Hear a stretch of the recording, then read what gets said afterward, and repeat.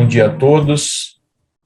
Prazer tê-los de volta aqui para essa, não sei se eu posso chamar de uma aula inaugural da doutora professora Amanda Taide aqui, mas é a primeira reunião do comitê, em que a gente tem aí a nova diretora, a Carolina Monteiro, assumindo, os novos coordenadores, a Cláudia, a Carol e o Fernando, e vem para um ano aí que promete muito trabalho, muitos desafios à frente aí, e já com uma agenda toda planejada para todo ano. Para quem ainda não sabe, o IBRAC já tem a agenda do ano inteiro, de todas as reuniões de diretoria, conselho, comitês e os grandes eventos. Isso está no site do IBRAC, a gente já tem tudo isso aí lá, para que vocês já possam se planejar e reservar a agenda.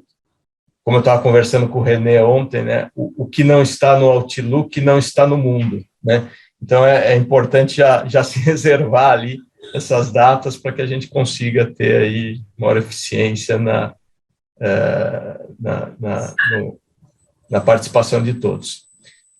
Queria dar as boas-vindas à doutora professora Amanda Taide, que é uma grande parceira do IBRAC, toda vez que é convidada, aceita de pronto, se prepara, vem e sempre faz apresentações, intervenções super importantes, e eu acho que a proposta hoje é que a Amanda discorra um pouquinho aí sobre o planejamento, né, da Subsecretaria de Defesa Comercial para o próximo ano, nos traga aí o que está na agenda, o que está na pauta, para que esse comitê consiga se preparar, consiga ajudar, né? O IBRAC sempre tem essa veia colaborativa aqui de parar, pensar, propor soluções e sempre ter aquele diálogo muito próximo com a autoridade.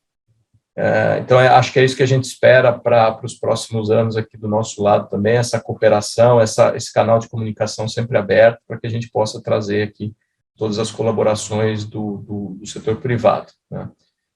Eu vou deixar o currículo da Amanda para ser apresentado pela Carolina, apesar de dispensar, né, Amanda dispensar qualquer apresentação aqui, a Carolina vai fazer as honras aí da casa. Então, Amanda, muito bem-vinda de volta aqui à casa do IBRAC, e sempre saiba que o IBRAC é um parceiro aqui das autoridades naquilo que puder ajudar. Tá? Obrigado.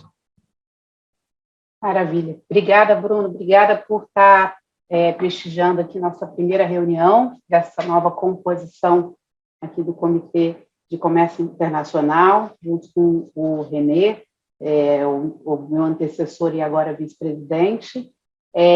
Queria, claro, agradecer a nossa convidada especial, a doutora Amanda, subsecretária, que, de fato, prontamente atendeu o nosso convite para falar nesse primeiro evento. O evento está sendo gravado, vai ficar disponibilizado depois pelo YouTube do IBRAC, para quem não puder assistir, né? A gente tem hoje uma pauta, são vários temas para tratar, né? O título parece um pouco vago, um pouco amplo, né? Avanço e perspectivas para 2022, mas o título não mostra o que foi feito realmente no ano passado. Muita coisa foi feita, foram muitas consultas públicas, muitos guias lançados, legislação, o ano já começou quente, com portaria regulamentando decreto de subsídios, salvaguardas, um tema que nem estava muito assim na agenda do pessoal, já saiu, também já tem novidade, uma portaria consolidando as normas de defesa comercial. Então, a gente tem muita coisa para falar, então é muito bom poder contar com a visão da doutora Amanda, da subsecretária de Defesa Comercial, nesse primeiro encontro, para que a gente possa realmente preparar as atividades do comitê, para que a gente possa continuar nessa parceria, né, do IBRAC com a CSEX. E eu tenho hoje junto aqui os coordenadores também, que, enfim, são conhecidos de todos aqui, a Cláudia, o Fernando e a Carol, né? A gente vai, enfim, vou fazer uma breve apresentação da Amanda, para deixar mais tempo para ela falar, E aí depois a gente faz alguns comentários aqui por parte desse grupo que está aqui, dos coordenadores, eu faço alguns comentários também, e a gente abre para a plateia. Eu tenho certeza que são muitas perguntas, as perguntas devem ser direcionadas pelo Q&A, e aí, ao final, a gente convidou o René Medrado para fazer o encerramento. Bom, a doutora Amanda dispensa apresentações, mas eu vou fazer bem resumidamente um currículo dela aqui. Ela é subsecretária de Defesa Comercial e Interesse Público da Secretaria de Comércio Exterior, é professora doutora adjunta de Direito Empresarial, Concorrencial, Comércio Internacional e Compliance da UNB, e é autora de diversos artigos acadêmicos e livros nessas áreas, direito empresarial, direito concorrencial, econômico, comércio internacional, acordo de leniência e defesa comercial. E, à frente da STCOM, liderou realmente um movimento de, enfim, ampliar o debate, a participação da sociedade nos temas de defesa comercial, que são tão técnicos, tão complexos, lançou uma série de guias em português, em inglês, abriu diversas consultas públicas, né? O ano passado foi um ano intenso para o nosso comitê, participamos de todas, inclusive ontem, Amanda, apresentamos mais uma proposta para o guia de subsídios. Então, realmente, foi um trabalho que revolucionou a SDCOM. Muita coisa foi feita e a gente quer esperançosamente ouvi-la, porque a gente tem certeza que tem mais coisa vindo por aí, né? Porque a STCOM tem tido essa gestão muito dinâmica e atuante nos temas de defesa comercial. Obrigada mais uma vez, e Amanda, a palavra é sua. Obrigada pelas palavras, Bruno, obrigada, Carolina. Eu queria parabenizar aí Bruno e René pela nova gestão, presidência e vice-presidência do IBRAC, com certeza aí que vai ser uma gestão de muito sucesso, muitos eventos, muitos resultados, muita parceria, não tenho dúvida disso, e parabéns também, Carolina Monteiro, Carol Saeg, Fernando Bueno e Cláudio Marques pela gestão agora do Comitê de Comércio. É sempre bom, assim, a gente participar.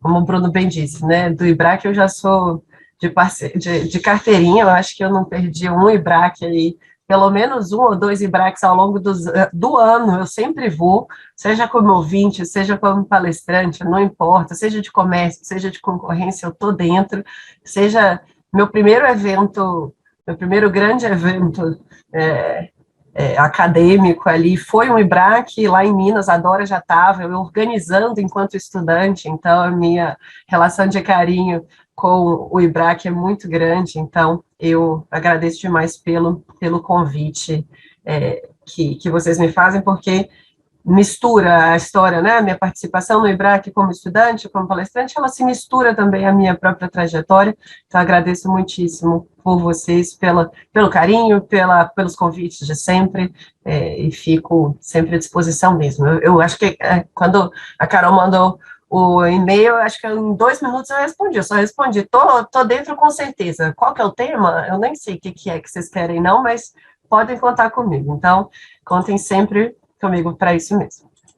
Então, eu vou projetar aqui a minha tela e vou trazer alguns números, vou trazer um pouco dessa história, como a Carolina Monteiro bem colocou, a gente tem feito bastante coisa, eu tentei ajustar a apresentação para mostrar um pouquinho disso que tem sido feito, e obviamente eu acho que é bom a gente ouvir aqui vocês, né? A gente sabe que muita coisa avançou, mas isso nunca significa que a gente não pode avançar mais. E eu acho sempre interessante que os eventos do IBRAC, eu tenho essa visão muito clara, assim, de que é uma visão muito pé no chão, uma visão muito construtiva, de colocar um tijolinho adicional, talvez alterar um tijolinho de lado. Então, é sempre um debate muito, muito respeitoso, muito muito denso intelectualmente, então eu gosto muito desses debates aqui do IBRAC, então fico totalmente à vontade para conversar sobre temas que eventualmente vocês tenham sugestões de adaptações, o que pode melhorar, o que não pode. Sei que tem alguns temas aí que vocês já me adiantaram que eventualmente queiram fazer, mesmo eles sejam espinhosos, eu estou aqui aberta para conversar com eles, com vocês, porque eu sei disso, né, dessa relação de construção que o IBRAC tem junto com a SDCom.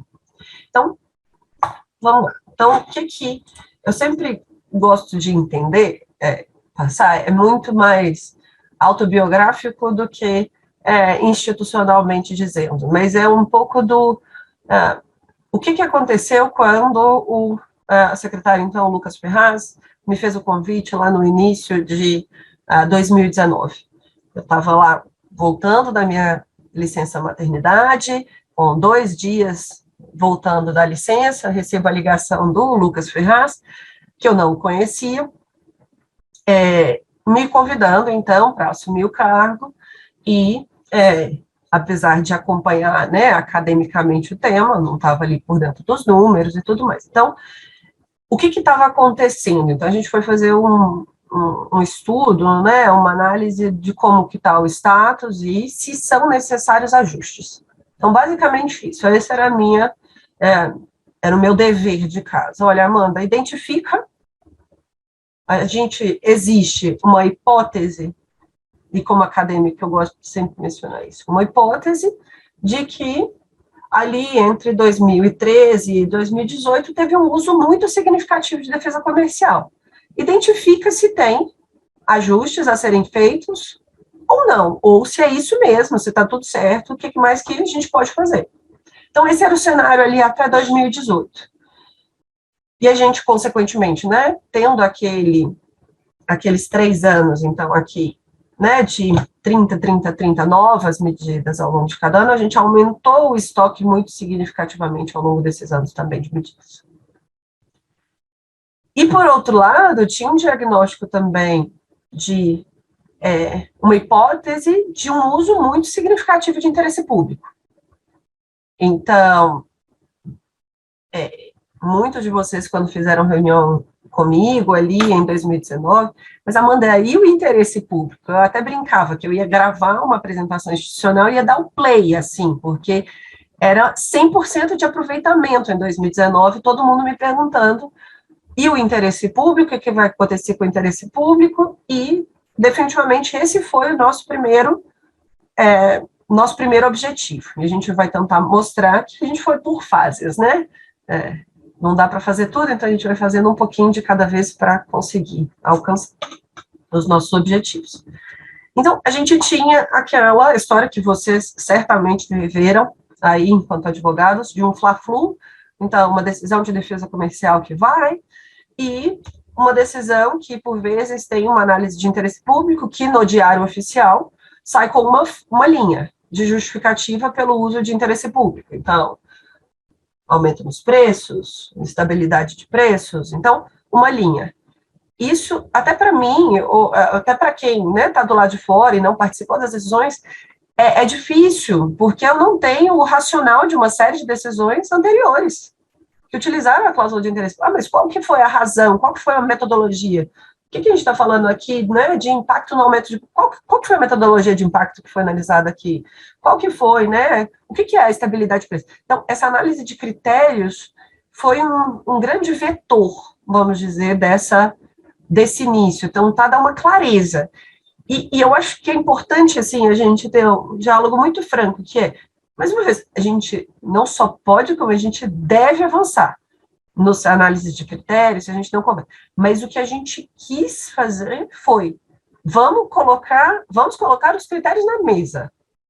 Vamos deixar muito claro. Então, qual foi a proposta, e pelo menos essa tem sido a tônica, eu espero que isso seja visível, de tentar racionalizar. Falar, olha, não dá para a gente ter mais defesa comercial, né, falando uma coisa, interesse público falando uma coisa desconexa. É claro que a gente pode ter vetores de decisão que sejam contrários, não importa, mas a gente precisa ter uma política pública que faça sentido, que dê clareza para as partes do que vai acontecer. Não dá para a gente ter uma análise de defesa comercial, uma medida sendo aplicada segunda-feira, terça-feira, quarta-feira, ter um novo pedido de interesse público, porque senão, o que o empresário que está, né, realizando seus investimentos aqui processo produtivo no Brasil, o que ele pode ter de segurança? A medida vai ficar em vigor durante 1, 2, 3, 4, a qualquer momento vai ter uma análise. Então, esses fatores, eles eram muito importantes, dar essa racionalizada nas duas áreas, que era o fla-flu, né, de defesa comercial e interesse público, e, mais uma vez, essa pauta de transparência, previsibilidade e segurança jurídica. Então, tentando aqui, eu vou tentar mostrar um pouco tanto dos cenários mais amplos quanto dos dados, e eu acho bom a gente mostrar aqui esses dados, porque às vezes as impressões que a gente tem pela nossa heurística, né, pela nossa experiência, elas não necessariamente se confirmam com os dados agregados, vamos dizer. Então, a experiência em um caso não necessariamente representa o todo. E, consequentemente, o contrário também, né? Às vezes o todo não vai representar a experiência completa, mas é interessante a gente ter os dados consolidados para a gente ter um pouquinho dessa visão de para onde que está caminhando, né? O que a gente tem feito. Então, vou fazer uma apresentação voltada para dados e, é claro, aqui eu vou apresentar um pouquinho da minha visão a respeito desses dados. Mas o primeiro ponto, antes aí dos dados, que vai ser nessa terceira caixinha, então, na caixinha de racionalidade de defesa e IP, um ponto muito importante para mim é essa análise, essa parte da transparência. E por quê? Porque quando isso permeia, e é interessante falar aqui no IBRAC, né, porque aí eu consigo falar com as duas caixinhas, né, eu acho que eu já compartilhei isso com vocês. Quando eu estava lá no CAD, na área de leniência, eu fui participar de um evento, e uma pessoa, eu sempre gosto de trazer essa situação, uma pessoa no evento foi super gentil, me apresentou e falou assim, olha, a Amanda vai apresentar a caixa preta da leniência. Eu falei, caixa preta?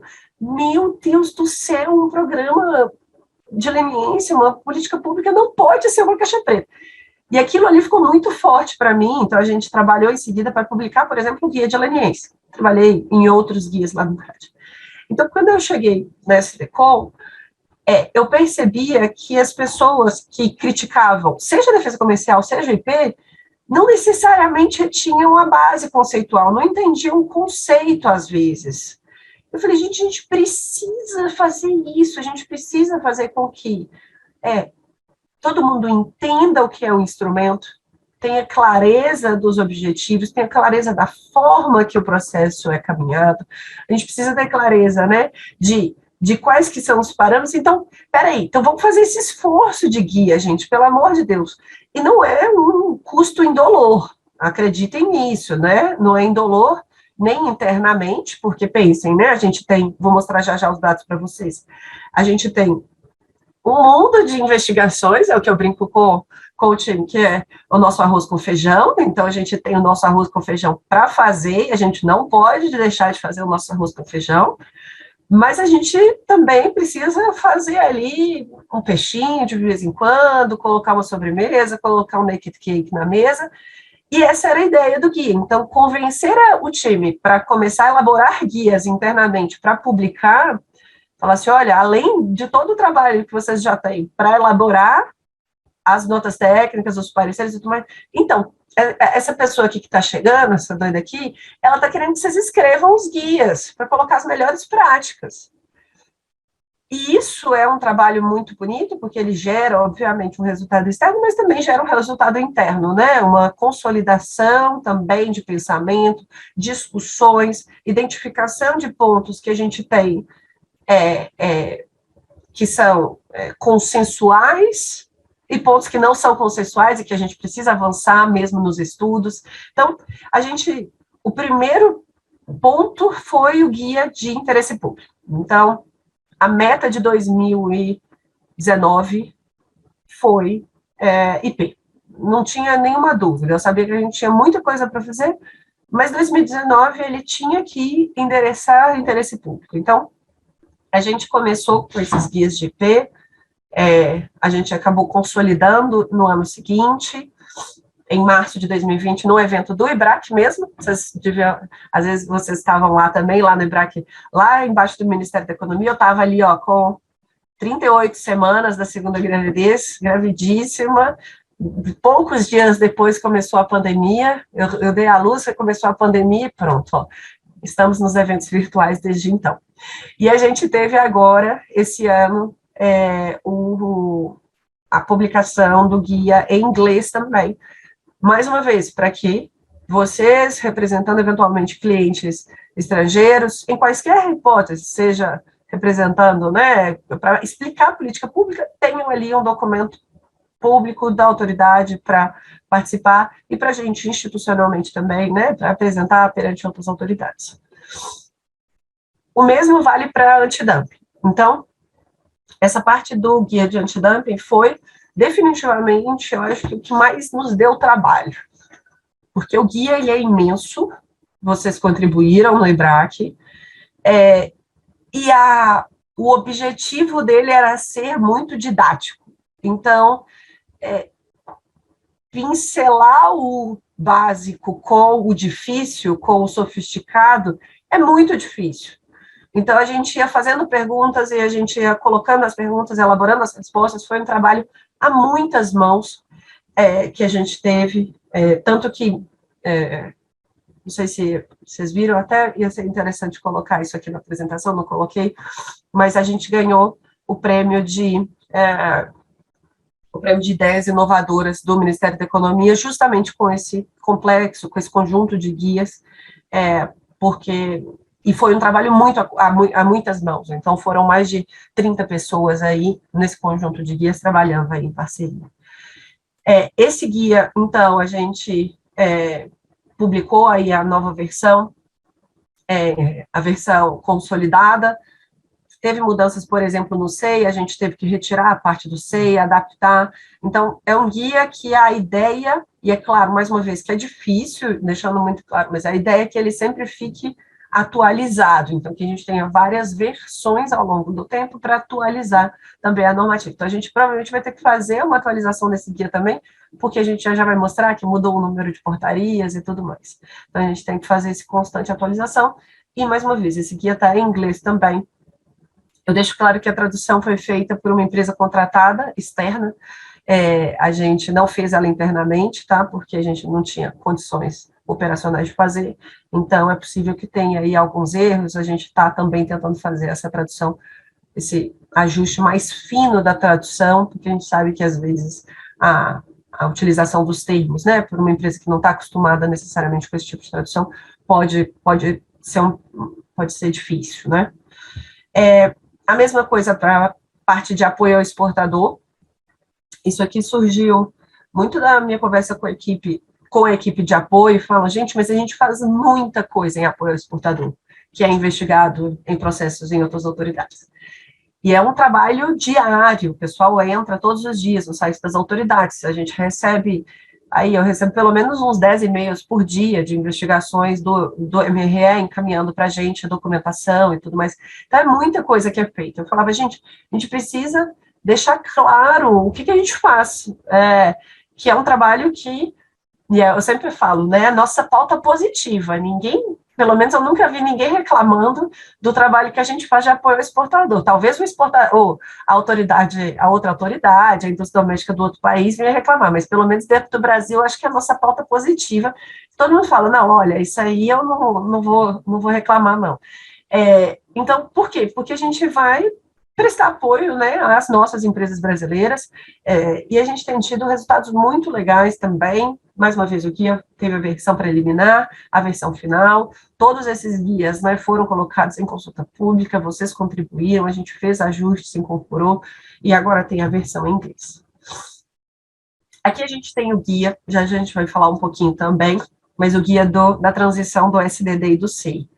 E eu acho curioso porque todo mundo tinha ódio do SDD, mas ao mesmo tempo tinha aquele amor. Assim, no fundinho do coração tinha um amor. E eu não entendia por que isso tinha esse amor, se tinha tanto ódio permeado.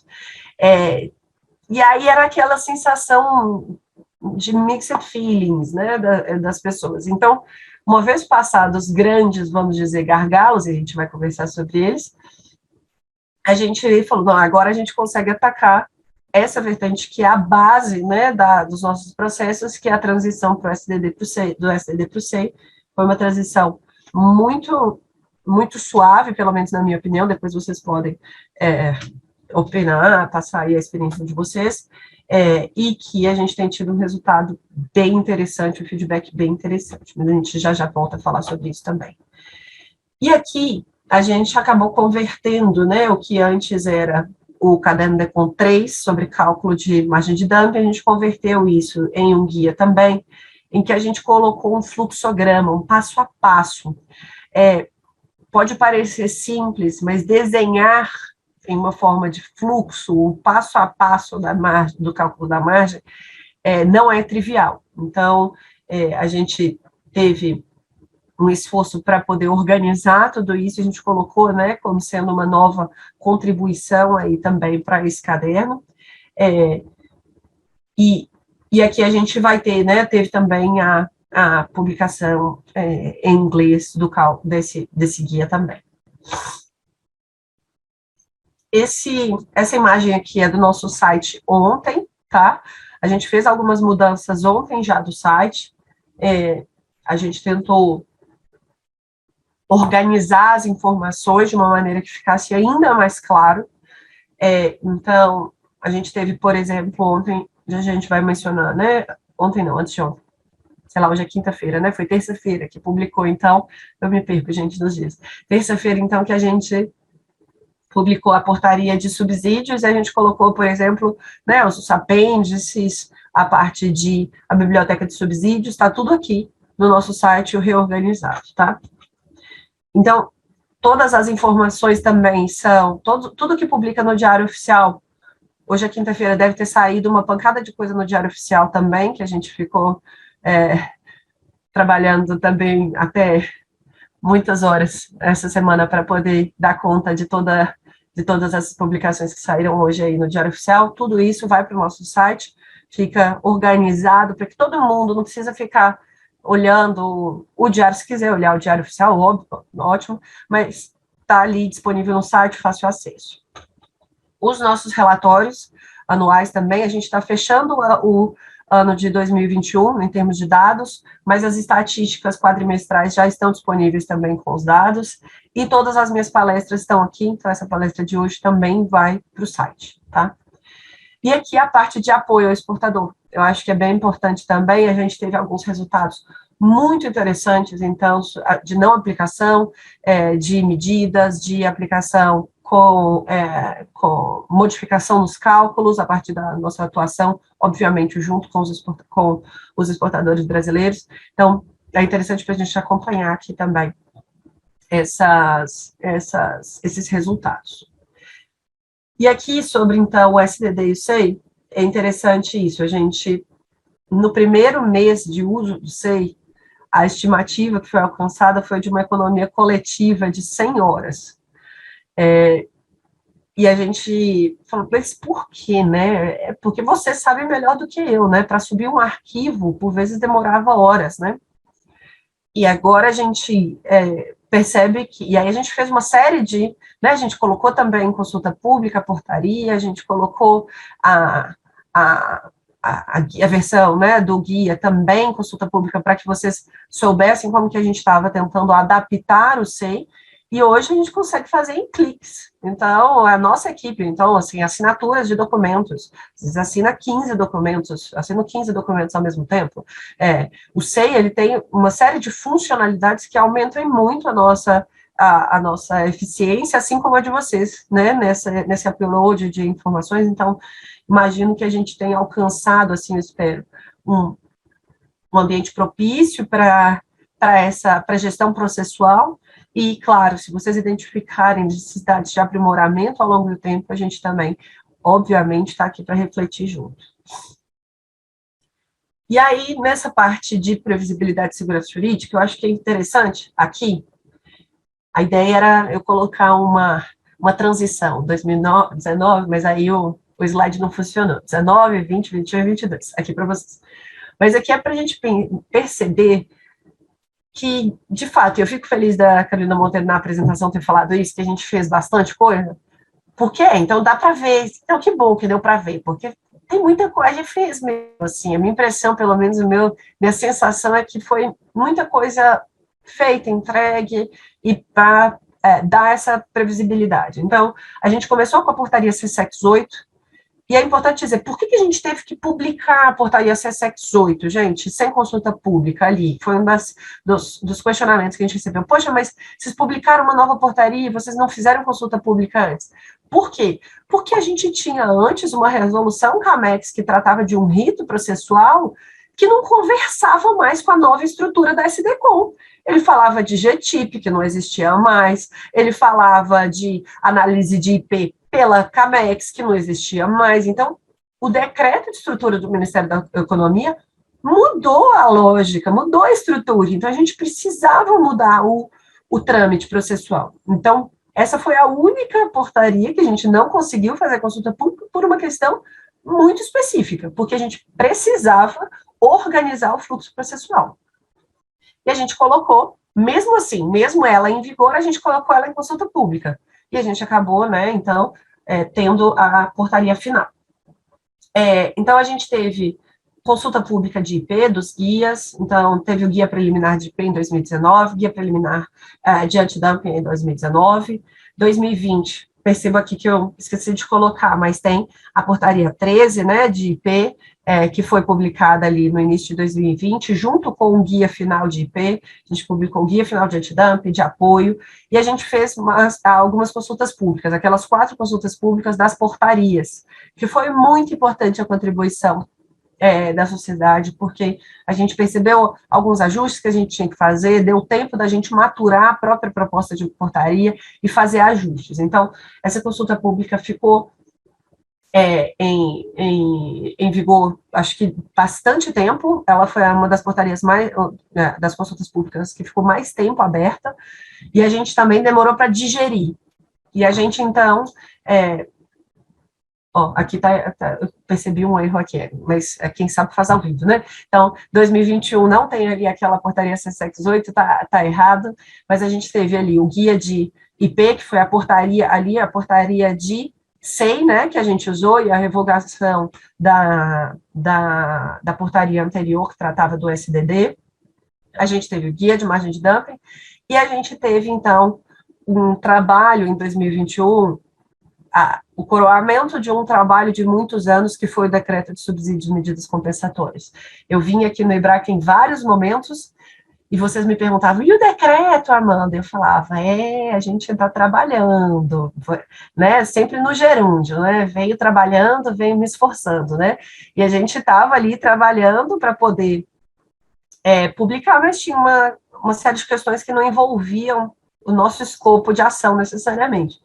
Mas a gente conseguiu destravar, felizmente, conseguimos publicar, e depois a gente conseguiu consolidar e maturar aquelas portarias. Então, a gente publicou a portaria de pré-pleito, a portaria de preço provável, a portaria de redução de direitos, a portaria de 109, dando um trâmite muito maior. Então, por exemplo, a portaria de 109, ela veio com uma regulamentação do passo a passo para o pedido de reaplicação, muito maior do que estava na consulta, porque a gente percebeu que era necessário trazer essa previsibilidade. Agora, em 2022, é engraçado falar isso, mas a gente já tem um monte de coisa também.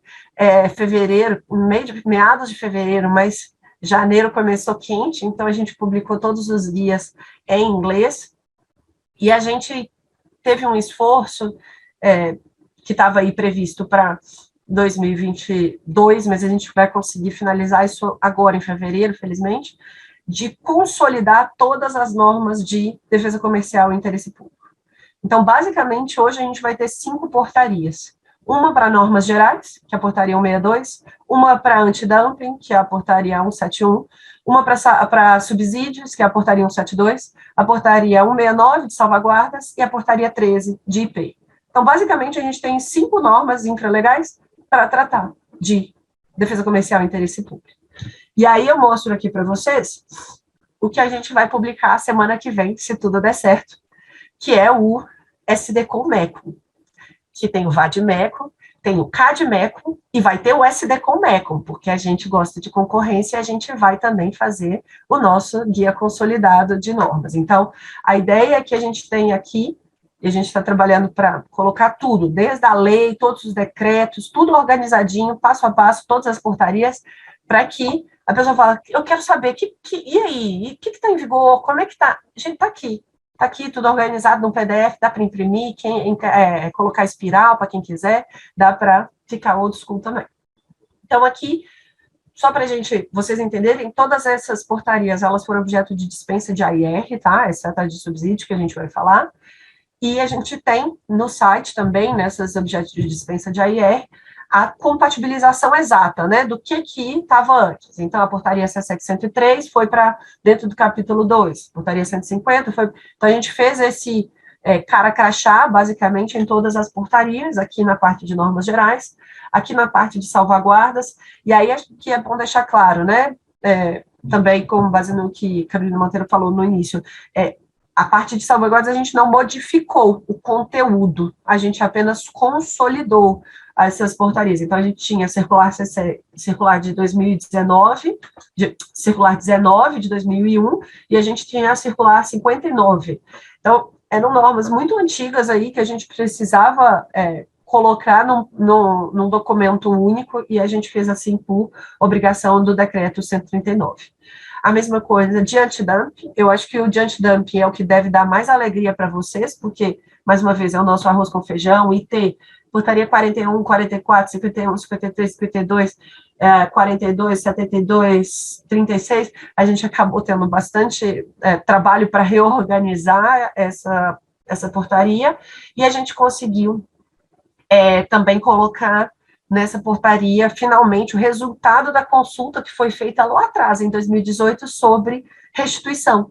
Então, agora a portaria, ele traz, né, um normativo de restituição, a portaria de subsídios também tem esse normativo, mas isso a gente conseguiu fazer aí, também alçada ao ombro de gigantes, no sentido de que as contribuições que foram realizadas na consulta pública lá atrás, elas foram absorvidas, digeridas, e a gente conseguiu colocar aqui.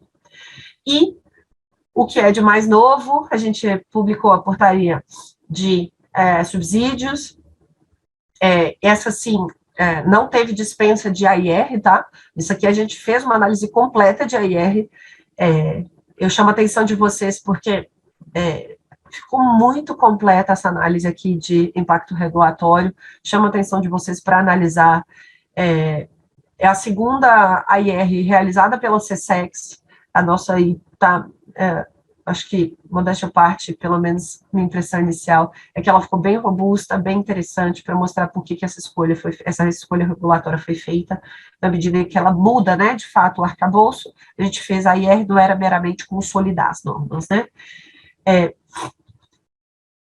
E a norma de IP permanece, tá, portaria 13 permanece, então a gente vai ter esses 5 atos, esses 5 blocos consolidados, e eu espero que semana que vem vocês terem acesso aí ao SDCOM. Então, vamos lá para os números, para eu não falar demais aqui também, já estou vendo que eu me alonguei, fico feliz na hora que eu fico falando aqui no IBRAC, falo um pouco mais solto, e a gente trazer aqui um pouco dos dados. Então, qual que é a lógica? Mais uma vez, aquela premissa, aquele projeto de trabalho de racionalidade de defesa comercial e de interesse público, né?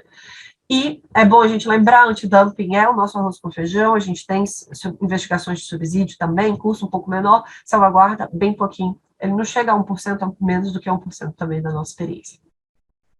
Não preciso nem chover no molhado para vocês, mas a gente tem prazos processuais diferentes para investigações originais e revisões, e isso, então, muda um pouco do cenário dos dados, eu acho que é importante a gente deixar isso claro.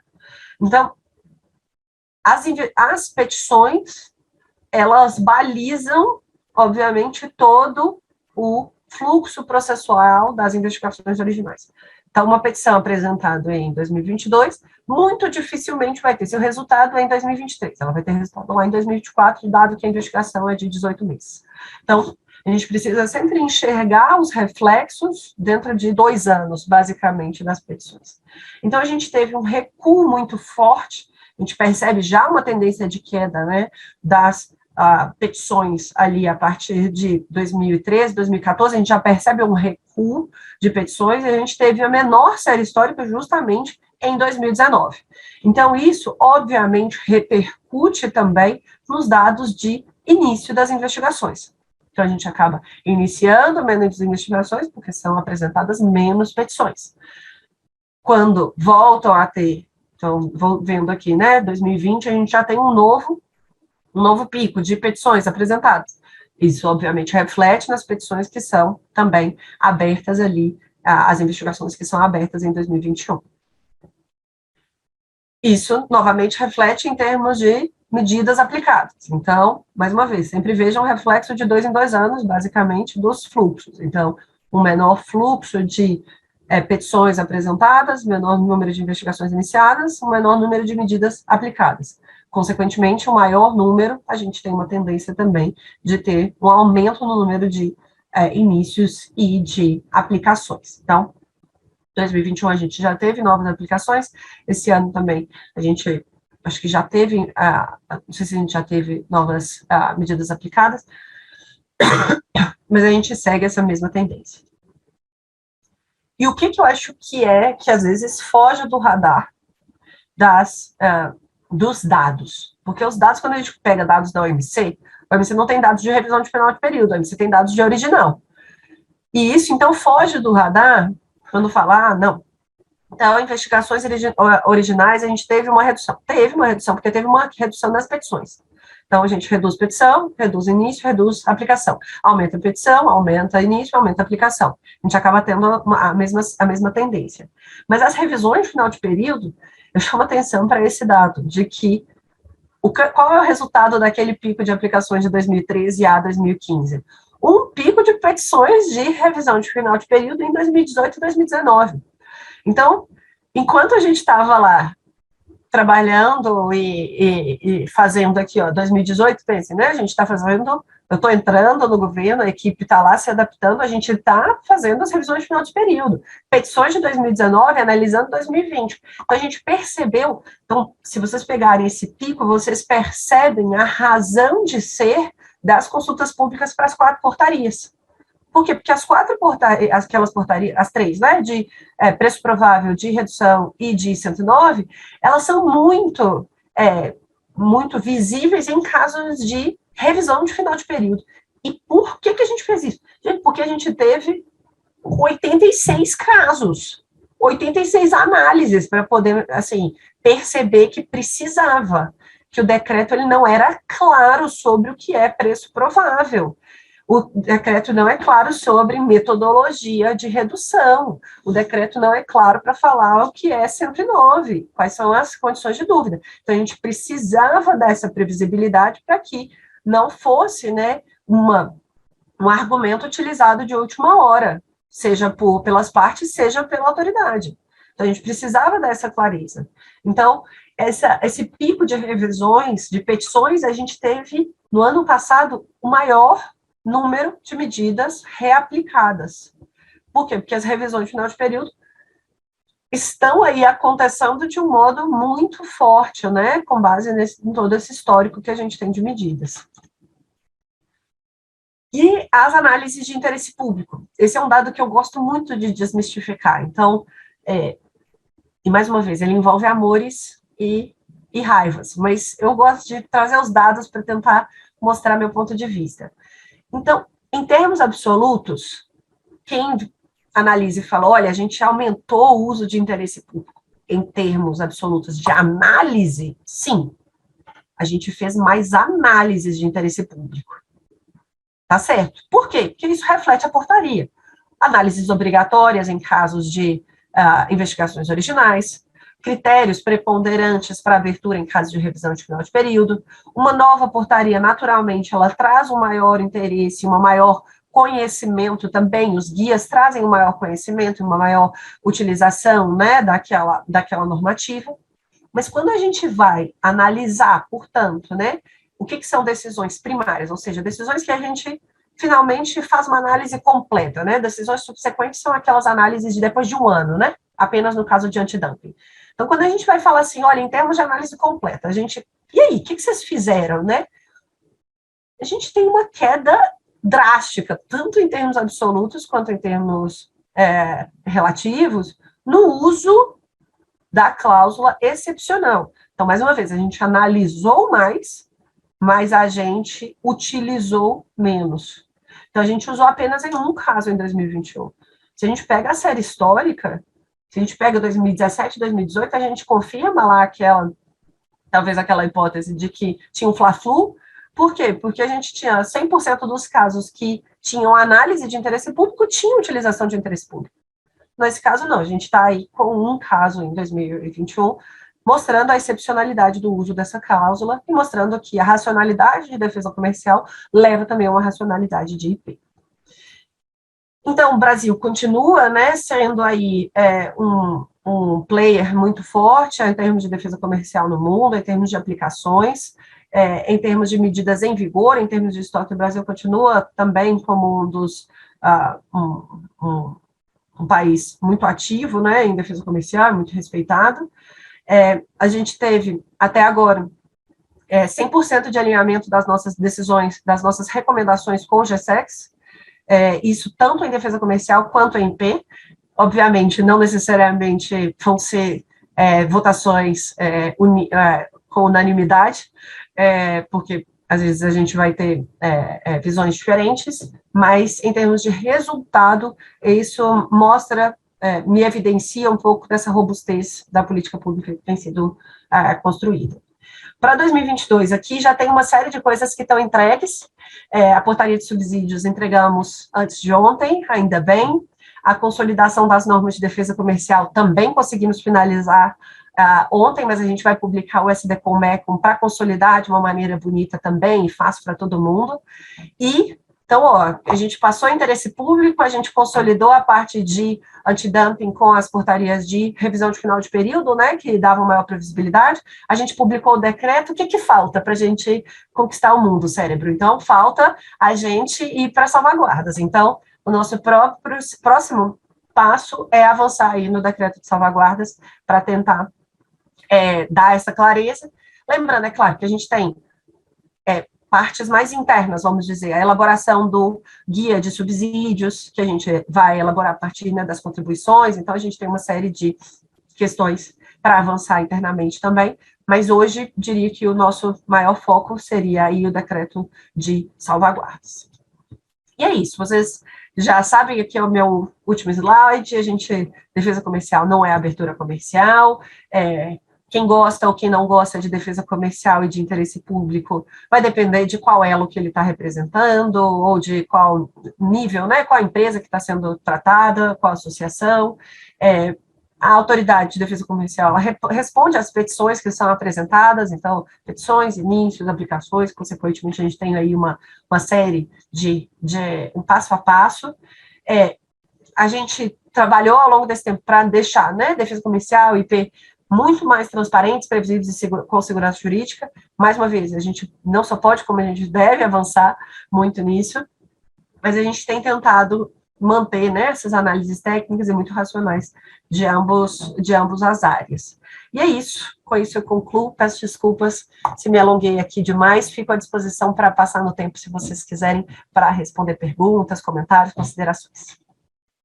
Maravilha, obrigada, Amanda, realmente foi uma excelente apresentação, acho que muito interessante ver esse trabalho naquele formato de linha de tempo que você apresentou, né, porque a gente, do outro lado, tem a sensação de que muito foi feito, né, mas olhar aquilo organizado na linha do tempo é realmente impressionante. Os números também, né, os números de processos, de revisões, enfim, a gente ficou bastante ocupado. Eu vou fazer o seguinte, eu vou passar direto, em razão do horário, do tempo, para a gente também não se alongar muito, eu vou passar para o Fernando, para a Cláudia e para a Carol. Eles vão fazer algumas perguntas, alguns comentários, a gente, enquanto isso, aguarda para ver se a plateia vai apresentar algumas perguntas, e acho que a gente pode fazer essa primeira rodada, você responde, e aí depois a gente vê se tem mais alguma coisa para acrescentar, mas super obrigada. Obrigado, Carol, super obrigado aí, Amanda, muito clara a apresentação. Eu vou direto na pergunta, que eu acho que o tempo aí já está correndo. eu tenho uma dúvida assim que paira aí durante uns anos, né, desde a questão do interesse público. Considerando as diferenças conceituais de dumping e de subsídio, principalmente a questão do subsídio de suporte estatal, algumas empresas com mais, outras com menos, né? Eu queria saber se há alguma consideração, ou melhor, alguma diferenciação na análise de vocês quando decidem ou recomendam sobre a existência do interesse público. Acho que essa é a minha pergunta. Passando já para os demais, eu acho que, Carol, como é que a gente vai fazer? Vamos perguntar a todos Isso. Aí acho que a Cláudia pode entrar e depois a Carol faz, aí a Amanda responde na ordem que ela achar melhor. Tá bom. Então, Amanda, bom dia, obrigada pela sua explanação aí, sempre clara, sempre gráfica, isso é importante. A minha pergunta aí na linha dos procedimentos, considerando agora que a gente está vendo uma evolução da pandemia, a gente viu agora a portaria 162 sendo publicada, a gente viu também a portaria C-CINT 473 de janeiro, também ser publicada sobre o retorno da atividade presencial da C-CINT, do Ministério da Economia. Eu queria entender como é que fica a SDCOM, né? Então, e considerando também que a gente já está vendo que vocês já retomaram visitas de verificação em loco e tudo, como é que fica o agendamento de reuniões e audiências sobre os processos de defesa comercial? Volta para o ambiente presencial, continua virtual? Como é que fica o atendimento pelos coordenadores e analistas com relação ao andamento dos processos? A gente viu aí ao longo desse período de pandemia que a gente precisava mandar e-mail ou falava com a secretária para tentar ter um acesso aos processos, aos coordenadores e aos analistas para esclarecimentos, dúvidas ou até mesmo reuniões e audiências, né? Então, como é que fica esse retorno agora, nesse momento de evolução da pandemia?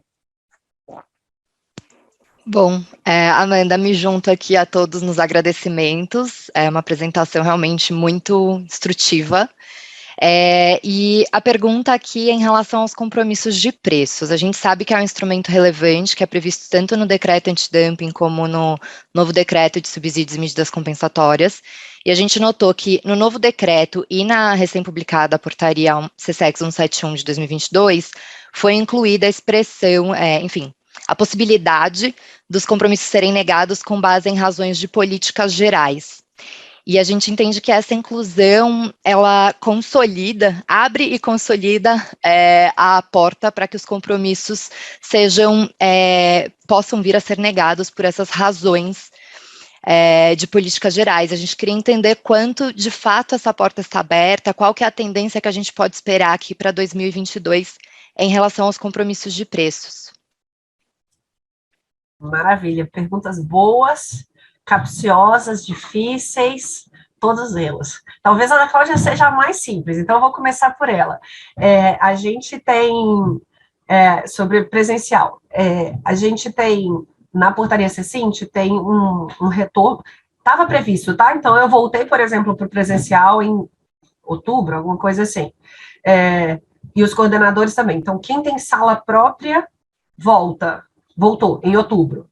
Quem dividia sala tinha que ter uma obrigação, a chefia se obrigava pelo cumprimento de que na sala não teria mais do que 50% de utilização.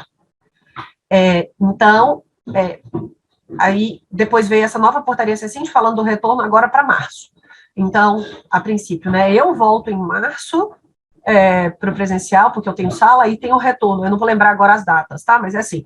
Então, eu volto e quem tem cargo volta logo em seguida, basicamente.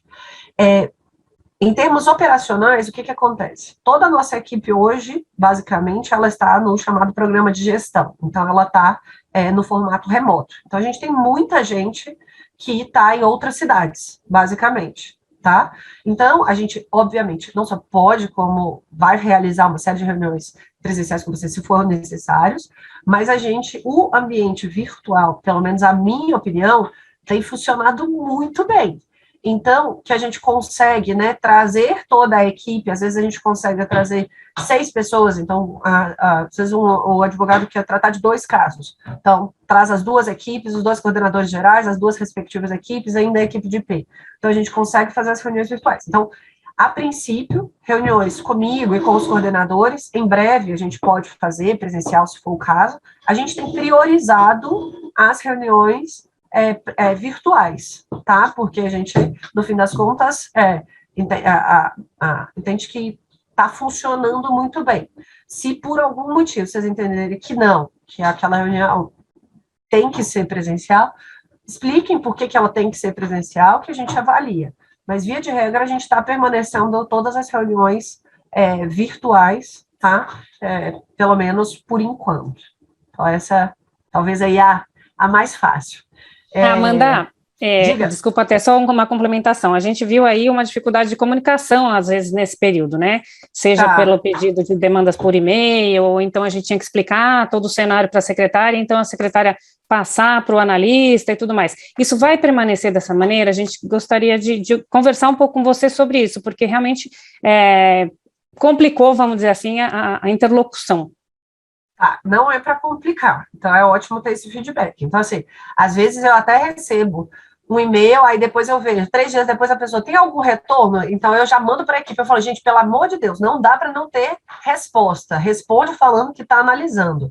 Então, assim, por vezes isso vai acontecer, é natural, a gente tem uma equipe grande de acontecer, mas a gente tem evitado. Então, o que eu sugiro que seja feito? Cláudio, mandar e-mail para a coordenação geral com cópia para a secretária específica, né, com o pedido de reunião, o pedido de ligação, identificando o telefone, a secretária, então, mas já copiando o interlocutor com quem se quer falar. Então, tem o e-mail da coordenação geral, quero falar com o Fábio, copia CGSA, copia o Fábio e o técnico, se vocês sabem quem que está no caso, e fala, olha, eu queria falar com vocês a respeito disso, minha sugestão, o tema é tal. Que aí a gente, né, eu posso ligar ou vocês podem me retornar. Então, a secretária pode retornar a ligação também, pode marcar a reunião, a gente, né, como esse ambiente virtual é isso, se a gente tá com a agenda assim, né, tranquila em termos de reunião, a gente pode marcar para logo em seguida, não tem problema nenhum para fazer uma conversa rápida. Então, sugiro isso, tá? Se continuar tendo problemas de comunicação, mais uma vez, me avisem que eu tento organizar a comunicação interna também para a gente não ter problema. A gente tem 4 secretários, então é para a gente ter uma ótima prestação de serviço aí para vocês também. Cada coordenação geral tem uma secretária. Então, antes todas as secretárias estavam no gabinete comigo, eu falei, gente, eu não preciso de 4 secretários, pelo amor de Deus, a gente precisa, as coordenações precisam de secretários, então cada coordenação tem a sua, e tem uma do gabinete que acaba prioritariamente me atendendo, mas obviamente organizando também tudo, tá? Se tiver se não andar, você avisa. Tá ótimo. Tá? Obrigada. Imagina. Sobre a pergunta do Fernando. Fernando, essa pergunta é mais para a professora Amanda do que para a subsecretária Amanda, tá? Porque essa é uma reflexão ampla, interessantíssima, tá? E eu já te digo que hoje, em termos de normativo, a gente não tem critérios diferenciados para antidumping e subsídios, em termos de análise de IP. Então, hoje a norma fala a mesma coisa, fala interesse público, o guia traz os mesmos critérios, então a gente não tem, via de regra, ainda uma maturação para dizer que há uma análise diferente. Mas eu entendo o seu ponto, academicamente, eu discuti isso até na UNB, com os alunos, para ver, a gente tem fundamentos? Teria fundamentos? E é claro, né, é uma questão de maturação e fortalecimento. Então, eu entendo o seu ponto, olha, o subsídio, ele seria, talvez, mais sério, será? Tem um argumento, né, porque é uma política estatal, enquanto o antidumping seria uma política privada. Por outro lado, o efeito é o mesmo, vamos dizer, né, em termos de aplicação da medida aqui, para o usuário. Então, a gente tem argumentos para os dois lados. Então, eu exorto, como a gente escreve nos pareceres, eu exorto as partes interessadas a escreverem aí artigos sobre isso, para a gente poder, aí, ó, inclusive Prêmio IBRAC, não é? Renê, Bruno, ó, Prêmio IBRAC de Comércio Internacional, pesquisas, olha, já estou dando um tema quente para vocês, porque eu acho que a gente precisa maturar, tá, Fernando? Eu não tenho essa resposta aqui para vocês, para dar sobre isso. Pela nossa prática, eu posso falar para trás. Pela nossa prática, tem tido critérios diferenciados a depender do tipo de instrumento, tá? E para Carol, compromisso de preço, pergunta também difícil, né? Esse é um tema que eu sei que é do interesse do IBRAC, que eu acho que merece uma reflexão conjunta mesmo, para a gente encontrar maneiras de viabilizar o operacional. O nosso grande problema com o compromisso de preço é o operacional. Então, o compromisso de preço tem a negociação do compromisso de preço, a gente tem o monitoramento do compromisso de preço, a gente tem a verificação do compromisso de preço e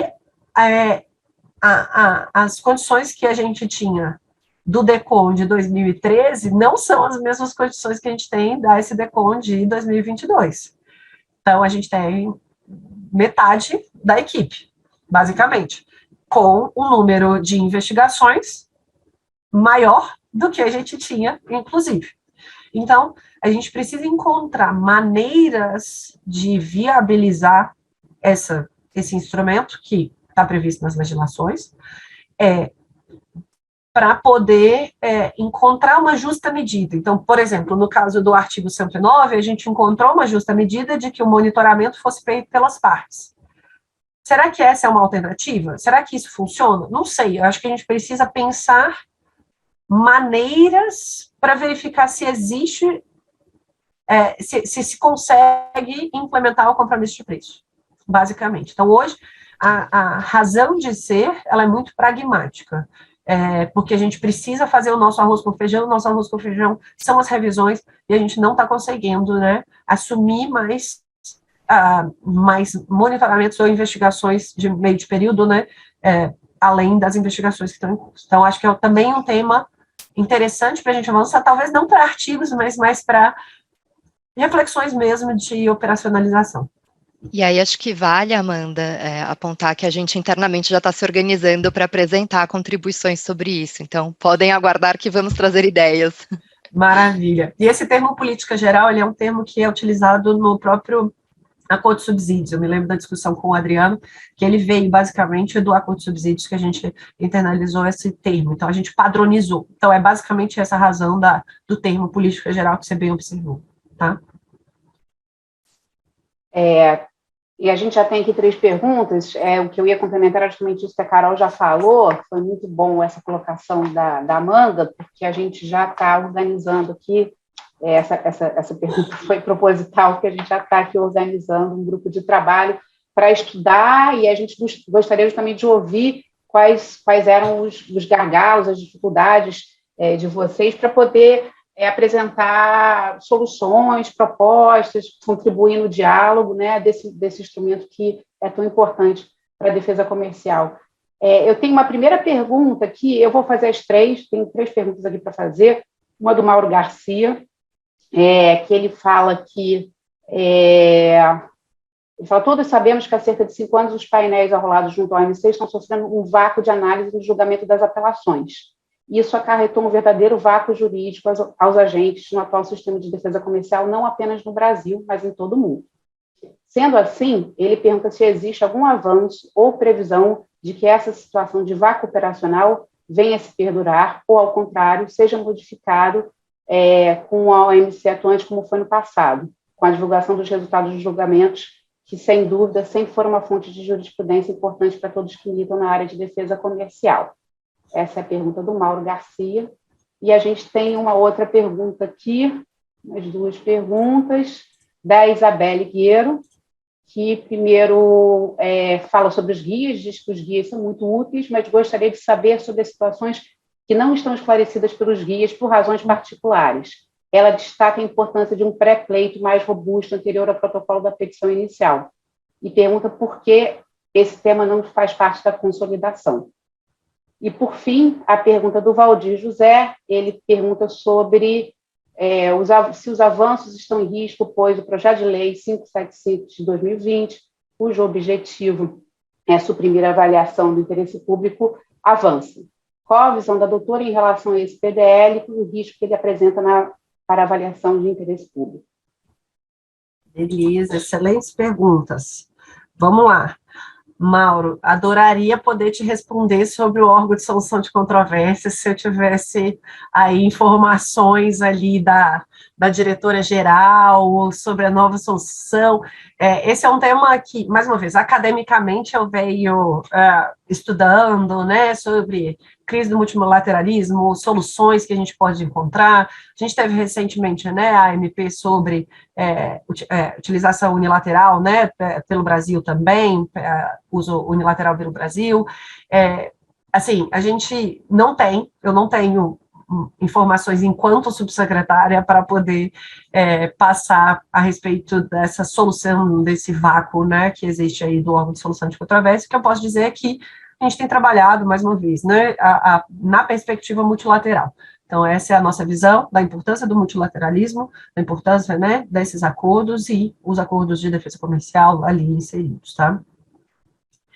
Sobre o PDL 575, a gente é claramente contrário a ele, porque a gente entende que tem uma série de imprecisões que são ali colocadas na justificativa e que, né, a análise de interesse público, ela avançou bastante, né, ao longo dos últimos anos, e aí a minha apresentação, ela mostra claramente aí os nossos argumentos de que o fundamento, né, do interesse público, ele está previsto, né, na legislação, e a gente vai obviamente, né, apresentar os nossos argumentos aí para o legislador, para tentar, se esse tema avançar, né, ele esquentou, depois esfriou, acho que, por enquanto, a gente não está vendo ele avançar muito, tá? E, Isabelle, obrigada pela sua pergunta sobre situações não previstas no guia. Super interessante, manda e-mail para a gente consolidando, falando assim, olha, eu gostaria que fosse aprofundado no guia o tema tal, porque a gente vai juntando, né, uma listinha de temas para quando a gente for revisar, a gente pode complementar. Então, a política, o guia é para isso, né, para trazer essas situações. Por vezes, a gente não vai conseguir acatar. Pode ser que a gente precise maturar internamente, então que tem uma divergência interna sobre aquele conceito, então que a gente precisa maturar a experiência para poder passar para externamente, né? E sobre pré-pleito, está sim na normativa, mas pré-pleito está na portaria geral, na portaria 151, se eu não me engano, tá? Então, pré-pleito não vale só para antidumping, então por isso que não está na 171, tá na...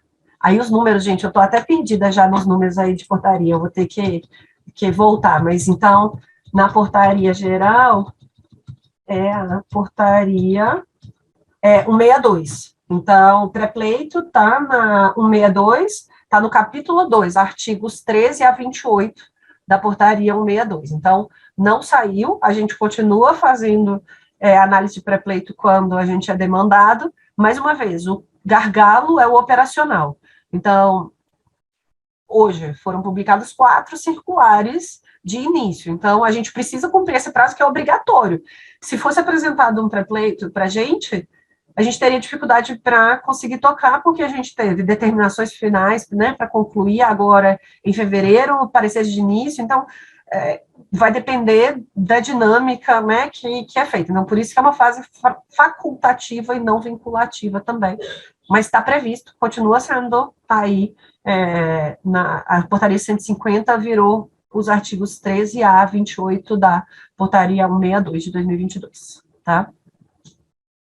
Ótimo. Bom, queria novamente agradecer, acho que a gente termina hoje aqui, antes de passar para o Renê já com um dever de casa, uma sugestão de artigo, uma proposta aqui de um grupo de trabalho para o comitê, fora o que ainda está por vir, né? Então, novamente, queria agradecer a Amanda, em nome do comitê, e aí passar a palavra para o Renê Medrado, para fazer um encerramento, e pedir depois que a gente faça um intervalo de uns 5 minutos, e aí depois, espero não perder muita gente, para a gente poder fazer a nossa reunião administrativa aqui do comitê, depois de tantas ideias que a Amanda trouxe. Obrigada.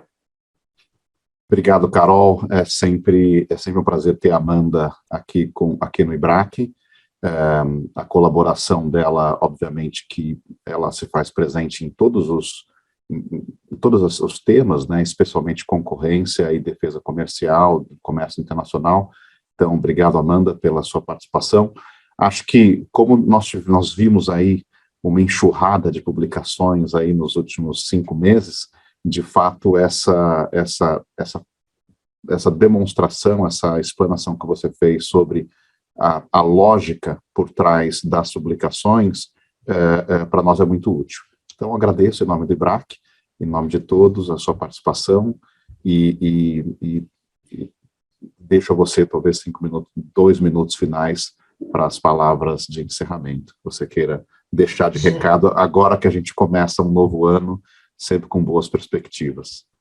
Já falei demais, já apresentei aqui, deixo vocês aí irem para a reunião também. Agradeço pelo tempo, agradeço pela oportunidade de apresentar. Se vocês ficarem com dúvida, mandem e-mail, manda para a SD Com Geral, eu recebo, mandem para os coordenadores, as informações chegam em mim, não fica, pelo menos assim eu espero, que chegue. Se não chegarem, vocês avisam também que está chegando, que precisa de algum ajuste, mandem e-mail institucional ali para a SD Com Geral, que a gente vê. Todos os e-mails estão na nosso site também, o site não é todo remodelado, com o nome dos coordenadores, dos e-mails das coordenações. Então, a ideia é que a gente não perca nenhum dado, a gente está sempre aberto a vocês, as contribuições. Obrigada pelo convite, eu espero aí, novas discussões sobre esses temas difíceis, mas importantes também. Excelente. Obrigada, gente.